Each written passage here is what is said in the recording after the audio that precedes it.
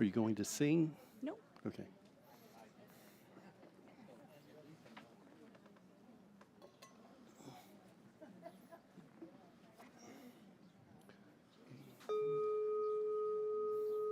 I think she, yeah, right in front.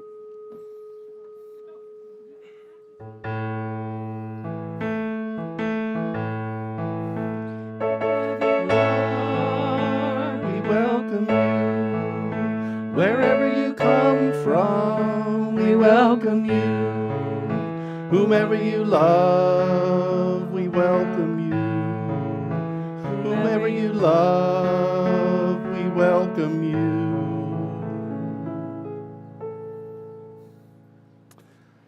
Welcome to the backyard of First Unitarian Church of Toledo on this 4th of July. Woo! We hope you'll stay after the service and make a picnic or go to get some carry-out food and bring it back for our Sunday socializing, or just stick around and talk with one another since we can be in social distance for a while. Welcome again. Our building has reopened, but Sunday plans haven't changed. If your group wants to make reservations to meet on our grounds, outside or indoors, please contact the church office. The office hours are now Tuesdays and Wednesdays from 10:30 to 2:30, but you can also phone or email. And as they have just arrived and sat down, I call on Tishy Bozeman and Eva Slauson to make a special announcement. Please use this microphone.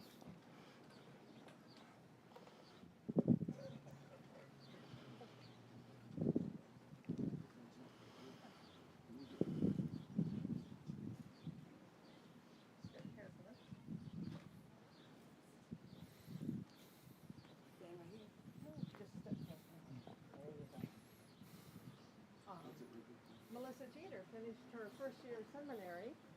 Not on.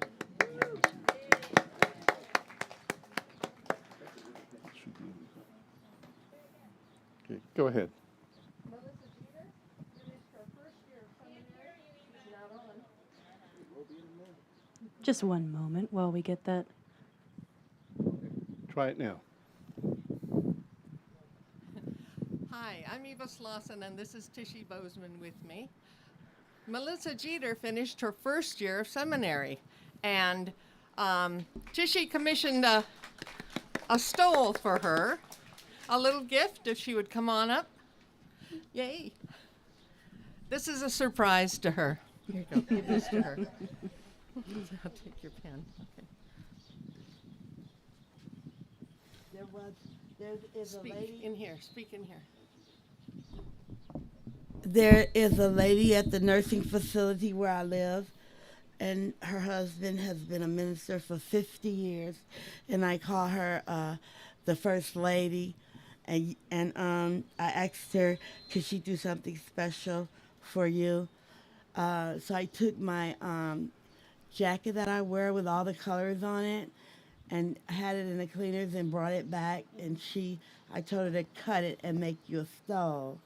And she was able to do that. I wanted to do something for you because I'm very proud of you. And so I had this made for you. You can open it.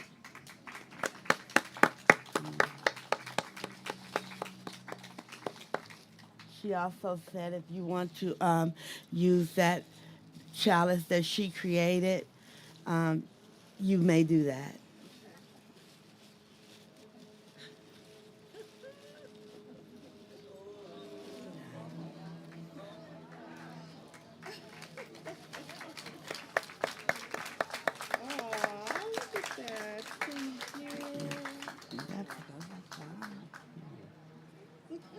Good. There you go. Here's your card. I love you, Mama.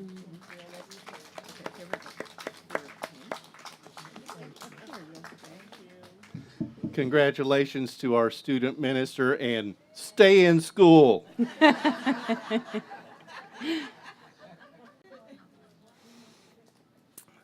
Today's service formally begins with an acknowledgement of the land we are on.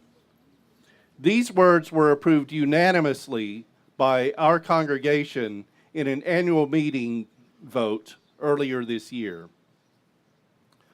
We give thanks for the earth we are on at First Unitarian Church of Toledo and to the people who were here before us.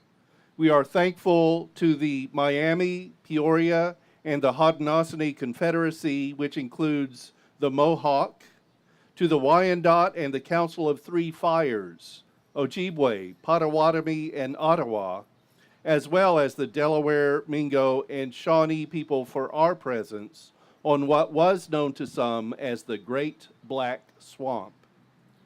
The Kickapoo and Fox people also had ties to this area. We know that the swamp, which includes where Toledo is now, became United States territory and was settled by white people in large part because of the Battle of Fallen Timbers here in 1794, which enabled U.S. occupation of the Northwest Territory. A year after that battle, Native Americans were sent to live here as part of a treaty with the young United States when the U.S. wanted to take better land where the Native Americans had lived. In 1794, there were not 5,000 people in what would become Ohio.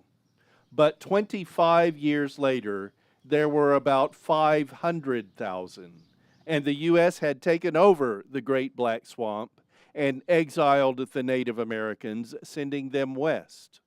So, unwanted land that was said to be too wet to support good community or farming, the Great Black Swamp, was developed and became our home. We are grateful that now Greater Toledo is a compassionate region where people of multiple backgrounds and origins live largely in harmony today. And now I invite our readers to come up. Our opening words today are the entire Declaration of Independence.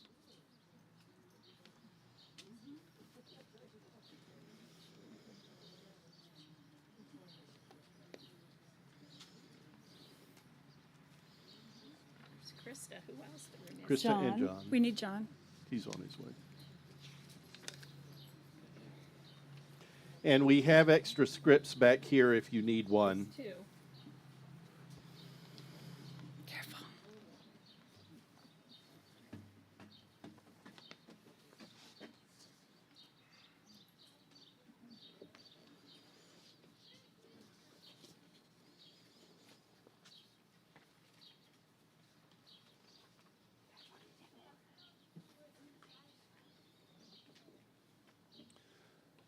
In Congress, July 4, 1776, the unanimous declaration of the 13 United States of America. When, in the course of human events, it becomes necessary for one people to dissolve the political bands which have connected them with another, and to assume among the powers of the earth the separate and equal station to which the laws of nature and nature's God entitle them.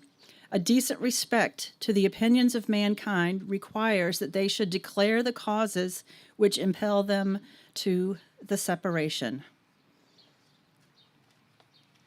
We hold these truths to be self-evident, that all men are created equal, that they are endowed by their Creator with certain unalienable rights, that among these are life, liberty, and the pursuit of happiness.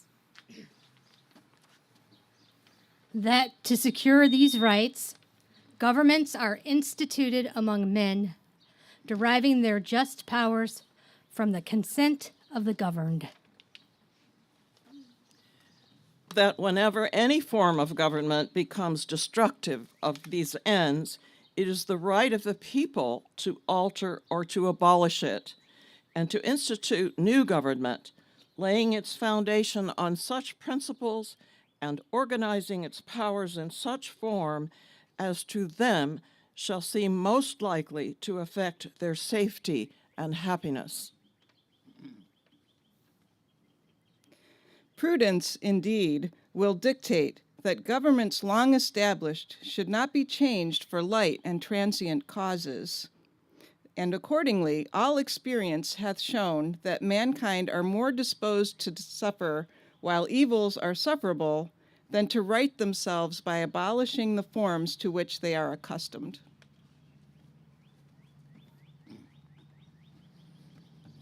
But when a long train of abuses and usurpations pursuing inevitably the same object evinces a design to reduce them under the absolute despotism, it is their right, it is their duty to throw off such government and to provide new guards for their future security.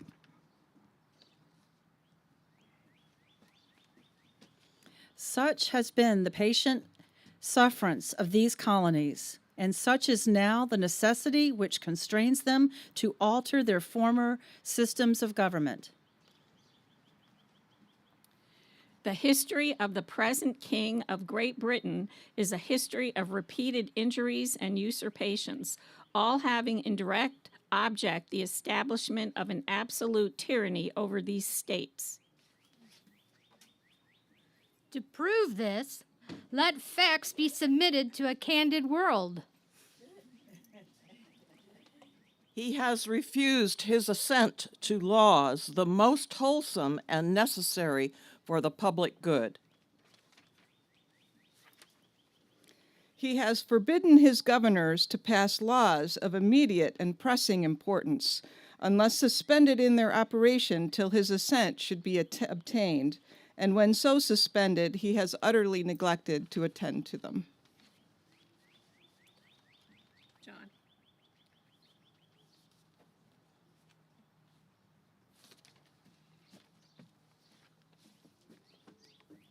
He has refused to pass other laws for the accommodation of large districts of people, unless those people would relinquish the right of representation in the legislature, a right inestimable to them and formidable to tyrants only. He has called together legislative bodies at places unusual, uncomfortable, and distant from the depository of their public records, for the sole purpose of fatiguing them into compliance with his measures. He has dissolved representative houses repeatedly for opposing with many manly firmness his invasions on the rights of the people. He has refused for a long time, after such dissolutions, to cause others to be elected, whereby the legislative powers, incapable of annihilation, have returned to the people at large for their exercise. The state remaining in the meantime exposed to all the dangers of invasion from without and convulsions within. He has endeavored to prevent the population of these states, for that purpose obstructing the laws for naturalization of foreigners, refusing to pass others to encourage their migrations hither, and raising the conditions of new appropriation of lands. He has obstructed the administration of justice by refusing his assent to laws for establishing judiciary powers.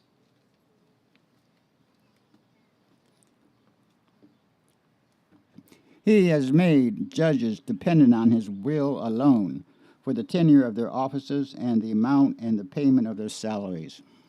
He has erected a multitude of new offices and sent hither swarms of officers to harass our people and eat out their substance.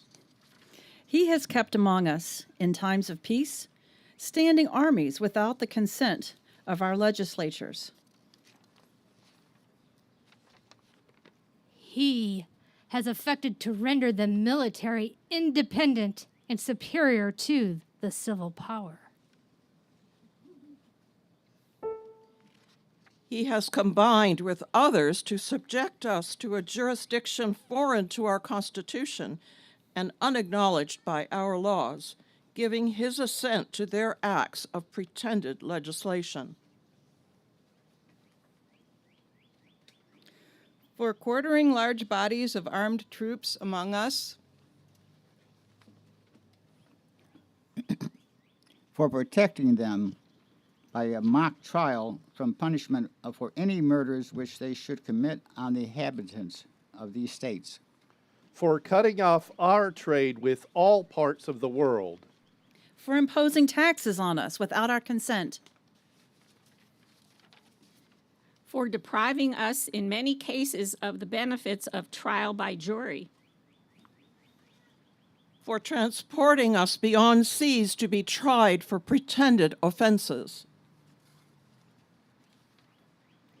for abolishing the free system of English laws in a neighboring province, establishing therein an arbitrary government, and enlarging its boundaries so as to render it at once an example and fit instrument for introducing the same absolute rule into these colonies. for taking away our charters, abolishing our most valuable laws, and altering fundamentally the forms of our governments, for suspending our own legislatures and declaring themselves invested with power to legislate for us in all cases whatsoever. He has abdicated government here by declaring us out of his protection and waging war against us. He has plundered our seas, ravaged our coasts, burnt our towns, and destroyed the lives of our people.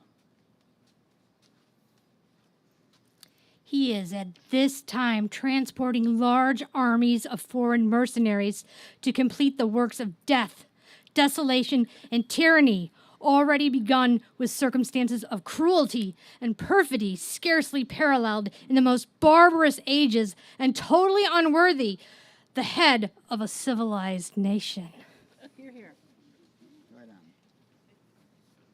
He has constrained our fellow citizens taken captive on the high seas to bear arms against their country, to become the executioners of their friends and brethren, or to fall themselves by their hands.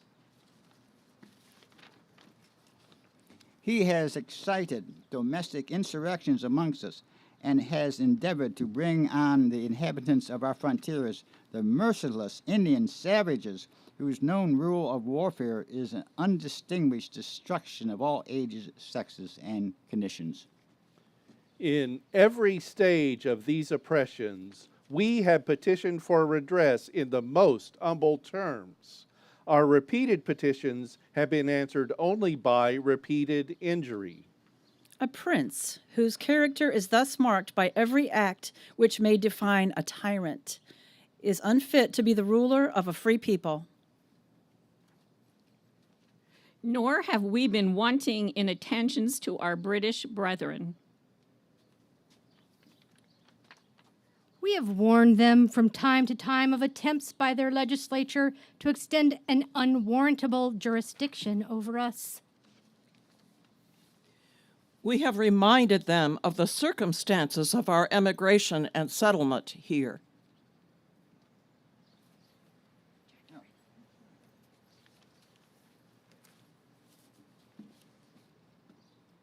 We have appealed to their native justice and magnanimity, and we have conjured them by the ties of our common kindred to disavow these usurpations, which would inevitably interrupt our connections and correspondence.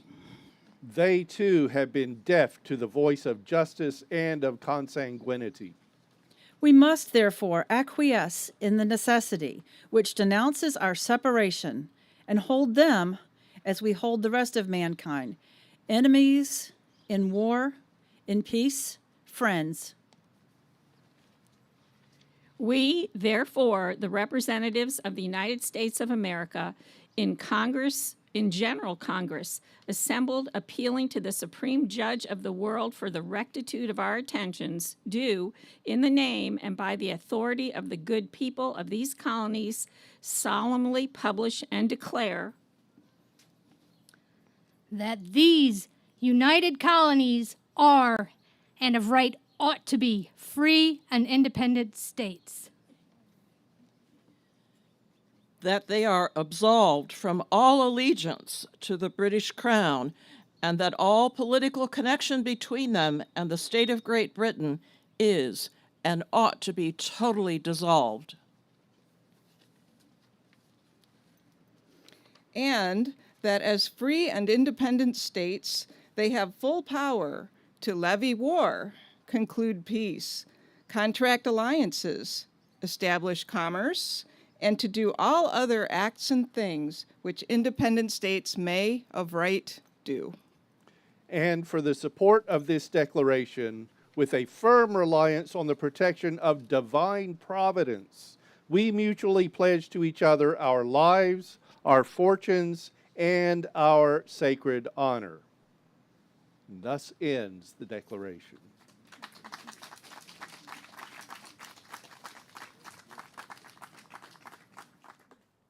As we light our chalice, and I point out, like the time 2 weeks ago, this is a new oil-burning lamp, not designed for outside, so we would expect our flame not to remain for the entire service. I give you a lighting on the separation of church and state.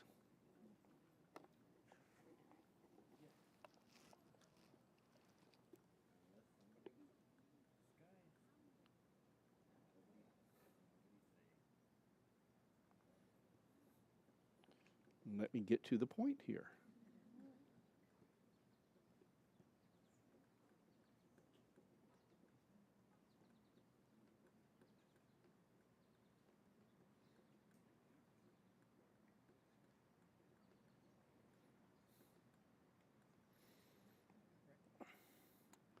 This is by Tracy Bleakney.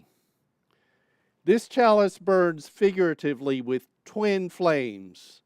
The first flame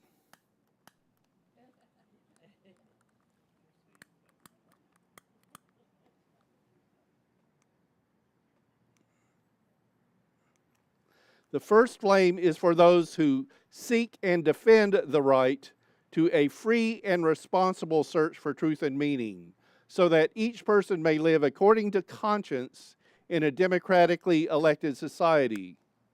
The second flame represents the defenders of freedom, working against those who would impose their own religious beliefs on others through intimidation or legislation. May we tend this fire always, ever vigilant and courageous in the struggle for freedom and justice for all. And now, if you would, please join me in reciting the covenant of this congregation. Love is the doctrine of this church. The quest for truth is its sacrament, and service is its prayer. This is our great covenant, to dwell together in peace, to seek the truth in love, and to help one another. And our singing today is number 121, We'll Build a Land, and I understand copies have been distributed to you, so Mickey will not have to sing solo today. And do note in our chorus, we're singing siblings and cousins.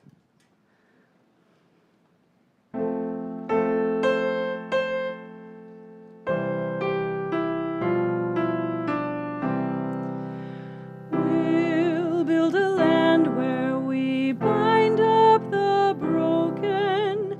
We'll build a land where the captives go free, where the oil of gladness dissolves all mourning. Oh, we'll build a promised land that can be. Come, build a land where siblings and cousins, anointed by God, may then create peace, where justice shall roll down like waters, and peace like an ever-flowing stream.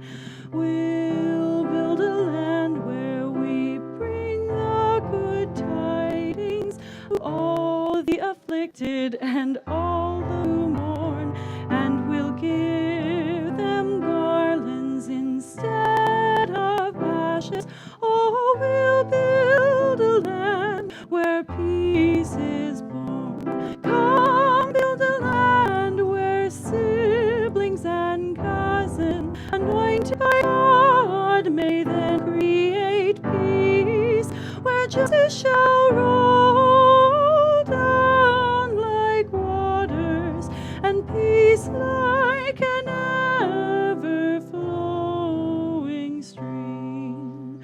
We'll build a land, building up ancient cities, raising up devastations from old, restoring ruins of generations. Oh, we'll build a land, a people so bold.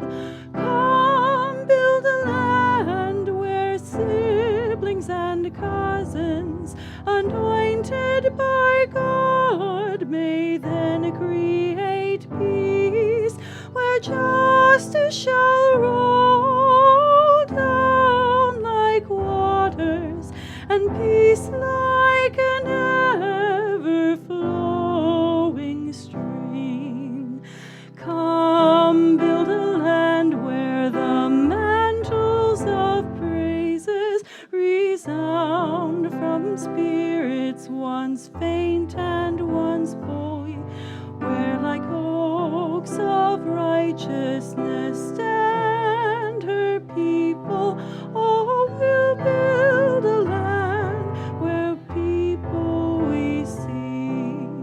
Come build a land where siblings and cousins, anointed by God, may then create peace, where justice shall roll down like waters, and peace like an ever-flowing stream. For our story time today, we have Speaking a History by Gail Forsyth Vale. And this reading represents the generations of African Americans in the British colonies and in the United States. And as a visual aid, I'm going to be using pencils to hold up. And I note that these pencils are all Dixon number 2 hardbound. You might remember the word Dixon is part of an imposed geographical line that separated north from south in terms of where slavery would be allowed and where it would be prohibited.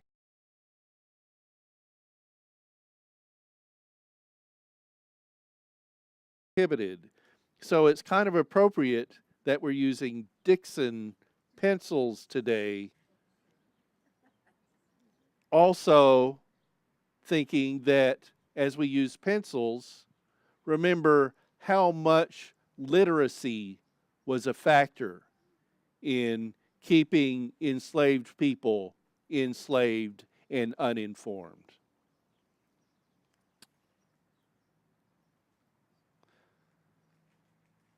You represent the first generation of West African people who came to this world in slavery, coming in the year 1619 to Jamestown. This represents the children of those people born between 1625 and 1650, and they remain enslaved. This represents the children's children of those Jamestown slaves, born between 1650 and 1675, and they remain enslaved.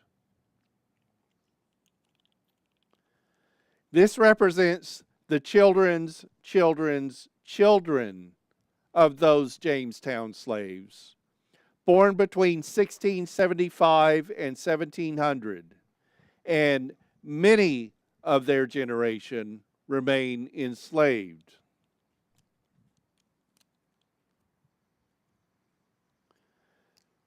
This represents the children's children of those Jamestown slaves, born between 1700 and 1725. Many white people have come and taken land for their towns and cities. The cities and towns are doing well, but they remain enslaved. This represents the children, born between 1725 and 1750. The Indians who used to live in the area have been driven out, expanding the number of towns in the British colonies, but still they remain enslaved. This represents the children, born between 1750 and 1775. These British colonies have begun a way of independence stating that all men are created equal, but they remain enslaved. This represents the children, born between 1775 and 1800.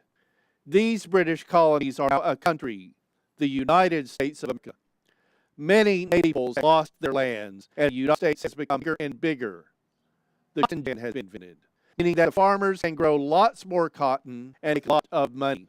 It takes a lot of people to take care of the cotton. Many white people choose to help need with the cotton crop by buying more slaves. Thousands more West African people kidnapped their homes, arrive in chains. They also remain enslaved. This represents the children, born between 1800 and 1825. This country is twice as big as it was just a few years ago. Many white people are going west, looking for more places to build towns and cities. The cloth mills in the north are hungry for cotton, so farmers in the south grow more and more, needing more and more slaves. As more and more slaves arrive, they do remain enslaved. This represents the children, born between 1825 and 1850.